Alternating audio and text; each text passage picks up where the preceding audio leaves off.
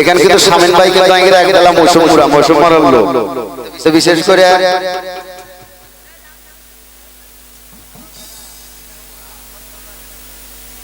যাই হোক জালালের গান আগে শামিন ভাইয়ের বেটা বক্ত বুঝে বায়াত করছে কিনা তা জানে হেতি বুঝলো হ্যাঁ করে যে গান গেলাম সেনা বাড়ি হে বুঝে তাহলে বয়স্ক মানুষ তো আরো বেশি বোঝার কথা নাকি কয় যে বিশেষ করে একটা কথা অনেকেই কয় মানে বিপদ দেখলে বাজায় না বিপদ দেখলে কয় ভাই আমি বুঝি না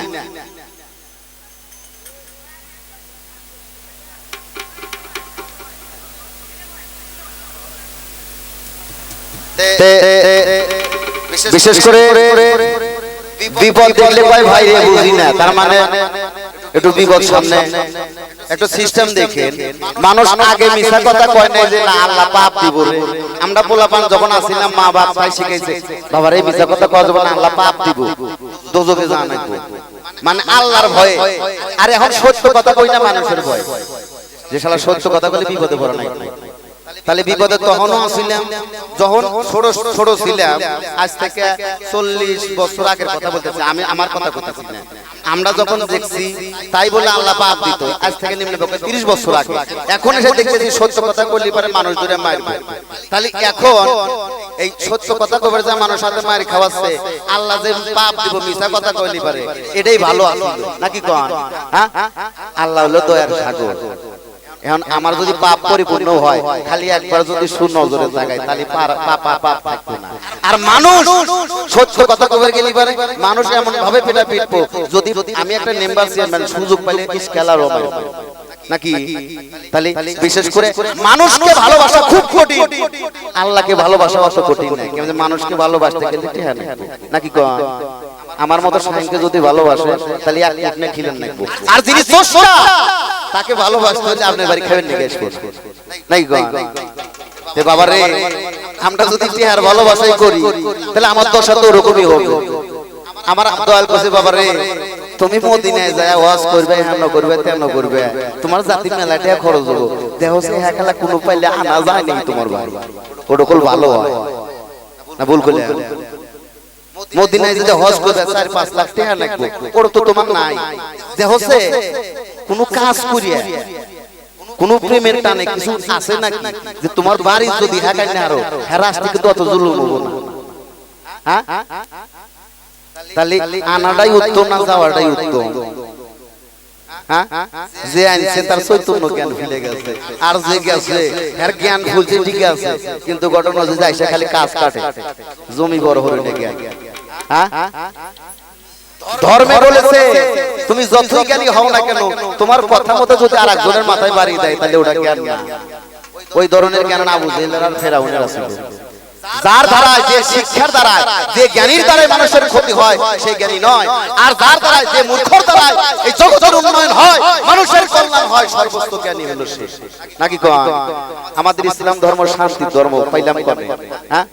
ইসলাম ধর্ম শান্তির ধর্ম কো শান্তি তো পাই না খালি মানুষের মধ্যে ভেদাভেদ এত কে হ্যাঁ হিন্দুরা মানে যে মানুষের মধ্যে কোনো ভেদাভেদ নাই লালন সাইজি কিন্তু একজন পীর না উনি লিখে গেছে যে আমি একজন ফকির বাবা রে আমি কি অর্থে বেশি বুঝি হ্যাঁ আমি যদি বেশি না বুঝে থাকি তাহলে আমার মধ্যে এত ভেদাভেদ কে এই যে তো ভেদাভেদ করে নাই আমার স্রষ্টা যে এত ভেদাভেদ করে নাই আমার রাসূল যে ভেদাভেদ করে নাই আমি কি তার চেয়ে বেশি বুঝি না আমার ভিতরে এত ভেদাভেদ মানুষ শ্রেষ্ঠ মানুষকে ভালো আল্লাহ পাক বলেছে আমার সৃষ্টির রহস্য যদি 1 ঘন্টা কেউ আলাপ করে 1 ঘন্টা নিয়ে ভাবে 1000 বছর ইবাদতের চেয়ে উত্তম আর আশিকের 1 ফোঁটা পানি 10টা 20টা 100টা 1 লাখটা মসজিদ এবং মসজিদ মন্দির থেকে মন্দির স্থাপন করার চেয়ে এই আশিকের 1 ফোঁটা পানি পারছে বেশি নাকি তো বাবা রে আমরা যেটা বেশি পাবো এটার মধ্যে যাইতেছি না আসি খালি তাল বেতালে বাবা রে রাসূলকে ভালোবাসলে রাসূলের জন্য আমরা কি দেব হ্যাঁ আল্লাহ পাক দিবের কাছে তাই নেয় না নাকি কোন অটল সম্পত্তি যে উহুদ পাহাড় কইছে স্বর্ণ বানিয়ে দিলাম তোমার আপনি কি স্বর্ণ বানিয়ে দিলাম আপনি রাখেন বলেন রাখবেন না তাহলে আল্লাহ যেহেতু যে স্রষ্টা আমাকে বানাইছে 18000 মাখলুকাত আমাকে বানাইছে সেই স্রষ্টা রাসূলকে দিবের কাছে নেয় নাই আর আমি কি দেব আর আমার জন্য নিবেন হ্যাঁ আমি কি ধন সম্পদ দিলে নিব হ্যাঁ আমি দিলি দিমু কয়টা সারা বছর আমি হরে 5,000 টাকা এর বেশি তো আমার বাল বাচ্চা যেহেতু আছে আর যারা অফুরন্ত ভান্ডার দিতে চাইছে তাই না নাকি আমার রাসূল এত কষ্ট করছে আমরা যারা নায়েবে রাসূল আছে যারা মুর্শিদের কাছে আছে যারা ভক্ত আছে তারা তো বোঝা উচিত এত কষ্ট করতে ধন সম্পত্তি তাই না নাকি হ্যাঁ এত কষ্ট করতে চাইলে পারে জাজিনে ঘুমাইতো হ্যাঁ চাইলে দাসিনে ঘুমাইতো চাইলে ভোগ বিলাসী সবই করতে কিন্তু এই কাজটা করে নাই কি হামে করে নাই এই আমাদের উম্মতকে কি ইঙ্গিত দিয়ে গেছে আহলে বায়াত কি ইঙ্গিত দিয়ে গেছে এটা আমাদের কিন্তু ফলো করতে হবে সাহাবী সোয়ালত সাহাবী ছিল বিদায় ভাষণের সময় মাওলা আলী হাত তুলে বলছিল আমি তার মাওলা আলী তার মাওলা হ্যাঁ বাবা রে একটা কথা কইলে হয়তো অনেকের মাথায় খটকা লেগে যাবে দায়িত্বটা মাওলা আলীকে দেওয়া হয়েছে তাহলে আমরা যারা গুরু ধরেছি গুরুকে ভোজনা করি তাহলে ওখান থেকে ওই লাইন আছে আমরা বলি গুরু হলো রব গুরু আমার সব তাহলে মাওলা আলীকে দিয়েছে অন্য দেশে মাওলা আলীর নামে ধনী হয় আমাদের বাংলাদেশে যতই বেলায়েতের দেশটা আমাদের তরিকতের দেশটা মাওলা আলীর নামে ধনী খুব কম হয় ভুল করলাম নাকি দেখতো রাসূল মাওলা আলীকে দিয়েছে আর যারা আলীকে ভালোবাসে তারা আমাকে ভালোবাসে উনি কিন্তু কয় না যে আলী বাদ আমাকে খুঁজো আল্লাহ বলে মুহাম্মদকে খোঁজো তাহলে আমাকেই পাইবা মুহাম্মদ বলছে আলীকে খোঁজো তাহলে আমাকে পাইবা নাকি ভুল কইলেন খোঁজা যদি ভুল হয় তাহলে আমার কপালে কি হবে না বেজাল আছে ওখান থেকে একটা কথা বলি কোরআনে উল্লেখ আছে নেশাগ্রস্ত ভাবে নামাজে দাঁড়ায়ও না কিংবা তোমার মন ঠিক নাই নাকি আছে না নেশাগ্রস্ত ভাবে তুমি দাঁড়ায় এই নামাজে দাঁড়ায়ও না ইবাদতে দাঁড়ায়ও না তোমার ইবাদত ভুল হইতে পারে আল্লাহর দরবারে কবুল নাও হতে পারে খুদাহুদি খাটনি করবে যাবে কিন্তু মানুষ আমরা যারা আহলে বায়াত গ্রহণ করেছি কথাটা কি সত্য আমার কাছে সত্য নয় কেন না যারা আহলে বায়াত গ্রহণ করেছি মুর্শিদ নামের নেশা তার সবার হৃদয়ে আছে আছে না বাজান হ্যাঁ কথা কোন থাকে আছে তাহলে মুর্শিদ নামের যে নেশাটা অন্য নেশার চেয়েও প্রচন্ড শক্তিশালী নেশা এই নেশাগ্রস্ত অবস্থায় নামাজে দাঁড়াবেন না করছে তাহলে আপনারা বুঝে নেন কার জন্য নামাজ কথা বলছে আর কার জন্য নয় আর রাসূলের হুকুম মুর্শিদের হুকুম মানা হাজারো নামাজের চেয়ে উত্তম কলি কবো যে নামাজ বিরোধী কথা কইতেছে না নামাজ মানে কি ওই যে আমার কামরুল ভাই বলছে নামাজ মানে কি সব সময় তেনে থাকা সব সময় শয়ন থাকা তার সাথে সংযম রাখা হে বাবা রে তিনবার ওযু পাঁচবার ওযু দিয়া যদি সংযম বন্ধ হয়ে যায় ওযু দেওয়ার দরকার নাই নাকি কোন যে ওযু দিলে জন্ম থেকে মৃত্যু পর্যন্ত ওযু থাকবে ওটা যদি দিয়ের পারি তাহলে তো ভাঙার লাইন নাই ওযু দেও তো ঠিক আছে অবশ্যই যে কোনো ডাক আল্লাহ পাক শুনবে আর ওযু ভেঙে গেছে নিয়ত মানে নিয়ত গুণে নিয়তে যদি সমস্যা হয় ডাক শুনবো কি শোনার কোনো লাইন নাই তাই ওযু যতদিন আছে আল্লাহর সাথে সংযোগ ততদিন আছে ওযু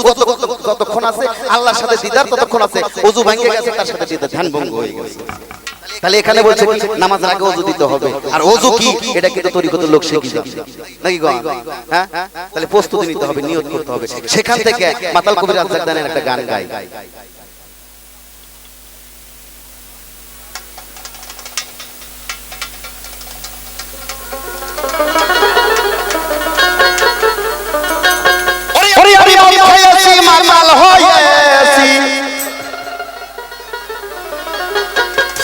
আমি মাতাল হয়েছি সরিয়ে যা তোরা যত মাওলানা সরিয়ে যা তোরা যত মাওলানা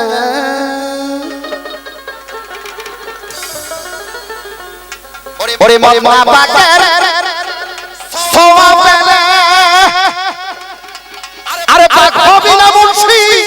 শত দুইলে মদনা পাকের সওয়াব পেলে আরে পাক হবি না মুন্সি তুই শত দুইলে আরে ওযু গোসল যাবে অসাতলে তোমার ওযু গোসল যাবে অসাতলে এই সমাজ কুলে ঠাই পাবি না রে সমাজ কুলে ঠাই পাবি আমি মদ খাইয়াছি মাতাল হয়েছি আমি মদ খাইয়াছি মাতাল হয়েছি সরিয়ে যা তোরা যত মাওলানা সরিয়ে যা তোরা যত মাওলানা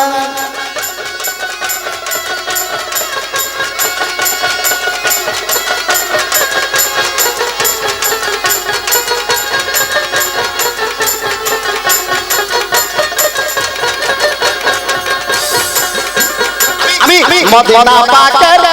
সওয়াবের আরে পাক হবি না মুন্সি দুইলে মদিনা পাকের সওয়াবের আরে পাক হবি না তুই শত দুইলে তোর ও তু গোছ যাবে অসাতলে আরে ও তু গোছ যাবে অসাতলে সমাজ কুলে খাই দিব না রে সমাজ কুলে খাই দিব না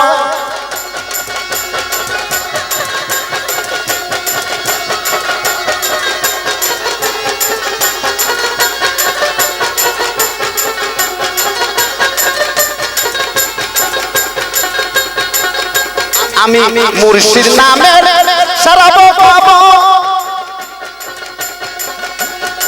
আরে ওই নামেরই আমি গজল গাবো আমি কামরুল নামের শরাব পাবো আরে ওই নামেরই আমি গজল গাবো মুর্শিদ পাইলে আমার খোদা পাবো আরে মুর্শিদ পাইলে আমার খোদা পাবো যার লাগে যা কত দিওয়ানা যার লাগে যা কত দিওয়ানা